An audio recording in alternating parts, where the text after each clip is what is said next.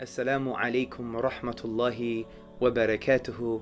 May the peace and blessings of Allah, of God, be upon you all. A very quick note for everybody. Allah says in the Quran, أَفَلَا يَتَدَبَّرُونَ الْقُرْآنِ. Do they not reflect upon the Quran, or are there locks on their hearts? If we reflect upon the verse that tells us to reflect upon the Quran, we may conclude that the more we contemplate, meditate, and discover and analyze and search for the gems in the Quranic verses, the more our hearts will become unlocked to receive the mercy, guidance, and divine love. Because brothers and sisters and friends, the Quran is an ocean, and we must do tadabbur, reflection and pondering upon this book as Allah tells us. And the more we ponder, we take an ayah, we take a verse, and we find out, what does it mean for me? What does Allah want me to do concerning this verse? How does it affect my spiritual and social DNA? How am I supposed to act and live and behave? How am I supposed to be? Meaning, what kind of state should I be in? So I want to encourage all the brothers and sisters and friends to really engage with the Quran from this perspective, because the Quran wants to be engaged with. Because the Quran was sent down for the whole of humanity, and human beings are thinking human beings. So Allah, the divine reality, the Lord of everything that exists, is telling us, engage with His word, with His eternal word.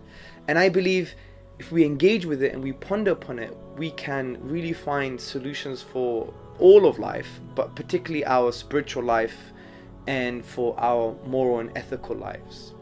And I just want to give you an example. I want you to go to chapter 12 of the Quran. It has become my favorite chapter. But this is the beauty of the Quran. Every time you understand a chapter, that becomes your favorite chapter. So I've done some work concerning the 12th chapter of the Quran, and I find it so fascinating. Even Allah, God says, is the greatest story. So in this greatest story, I want you to read this story and find out, why did Yaqub alayhi salam, why was he suffering and in distress? Well, we know he was suffering and in distress because Yusuf, his beloved son, alayhi salam, Joseph, upon whom be peace, Binyamin, his other little son, was also missing. And he was in distress, where he says in the chapter 12 verse 86, I only complain of my suffering and grief to Allah, and I know from Allah that which you do not know.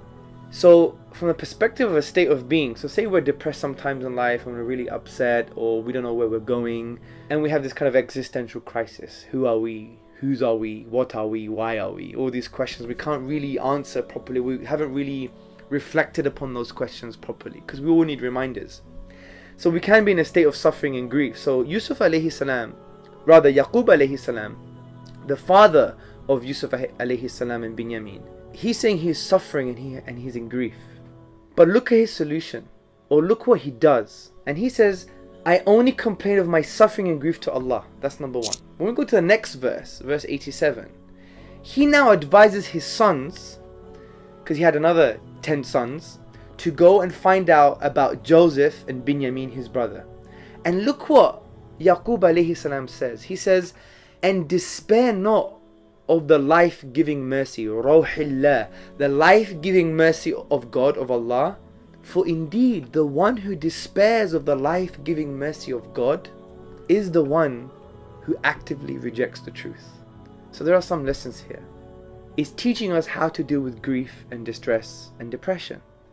Because Yaqub alayhi salam, Jacob, upon whom be peace, he wasn't the one in genuine distress and grief, because he loved Joseph so much, he loved Binyamin so much, and he was really, really, really distressed. But look what he does. He says, I complain only to Allah. So that's the first point of call when you're distressed and you're in grief. Complain to Allah. The second piece of advice, which is quite significant, is in the advice he gives to his sons.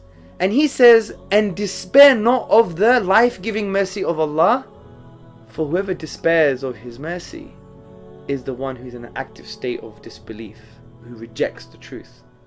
So it means the one who's in grief and distress and depressed, a solution out of this grief and depression is to sincerely advise others and remind others of the mercy of Allah. Yaqub alayhi salam was the one in distress and grief, but he advised his sons sincerely, and he told them about Allah's mercy, His compassion, His love. So the way to get out of this grief and distress is actually to do that. Advise others sincerely and remind them of the mercy of Allah. And it's no wonder many of the counselors or psychotherapists, they were actually depressed and they got into the job just to help themselves, because advising others actually helps you. So keep on reflecting upon the Quran, brothers and sisters. And if you do feel a bit distressed, a bit in grief, rely on Allah, refer to Allah, complain to Allah alone, because He's the only one who can change the situation. Number 2, sincerely advise others. Number 3, remind others sincerely of the life-giving mercy of your Lord, Allah subhanahu wa ta'ala.